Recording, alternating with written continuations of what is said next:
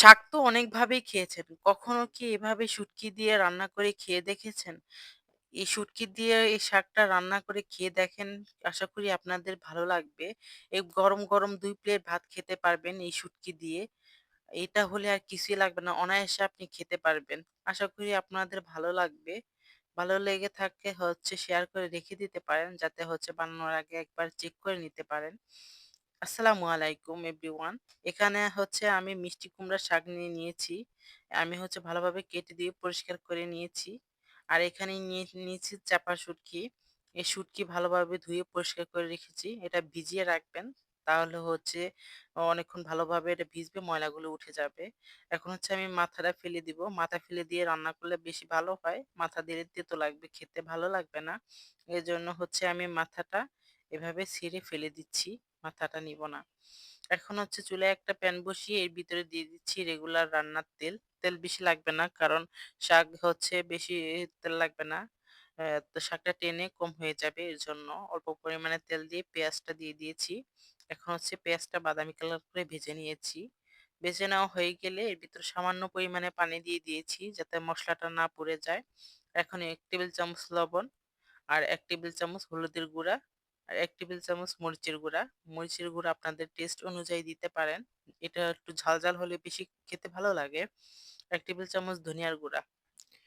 আর যারা ঝাল খেতে পারেন না তারা একটু কম পরিমাণে ঝাল দিয়েন।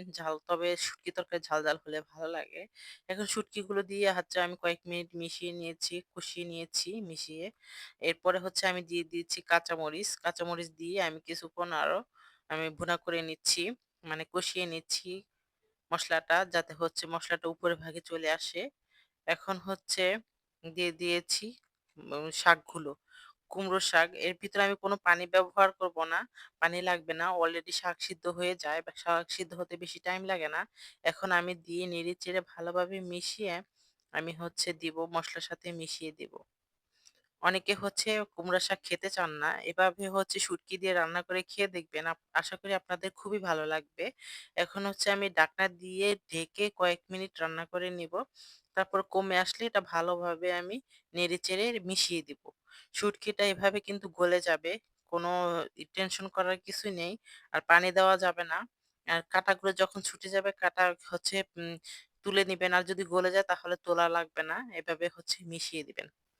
অলরেডি সুন্দর সেন্ট ছড়িয়ে গেছে। আর চেপা শুটকির সুন্দর একটা সেন্ট বের হয়। তো আমি বারে চেপে, চেপে শাকগুলো গেলে দিচ্ছি। যাতে একটু লেওয়া, লেওয়া হলে খুবই ভালো লাগে।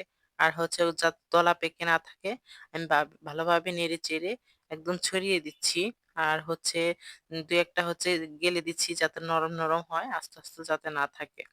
এখন আমি ভালোভাবে এভাবে নেড়ে-চেড়ে কিছুক্ষণ আরো রান্না করে নিব। রান্না করে আর খালি নাড়তে থাকবো যাতে পড়ে না যায়। আর সিদ্ধ হয়ে গেছে ভালোভাবে। আমি কোনো পানি ব্যবহার করিনি। এভাবে শুটকি তো অনেকভাবে খান। কিন্তু এভাবে শাক দিয়ে রান্না করে দেখবেন আশা করি আপনাদেরও ভালো লাগবে। আমাদের বাসায় এই শুটকিটা দিয়ে শাক রান্না করলে সবাই আগে প্লেট নিয়ে দৌড়াদৌড়ি ছুটে যায় কখন ভাত খাবে। খুবই একটা মজার একটা রেসিপি। আজকের মতো বিদায় নিচ্ছি এখানে। আল্লাহ হাফেজ। আসসালামু আলাইকুম।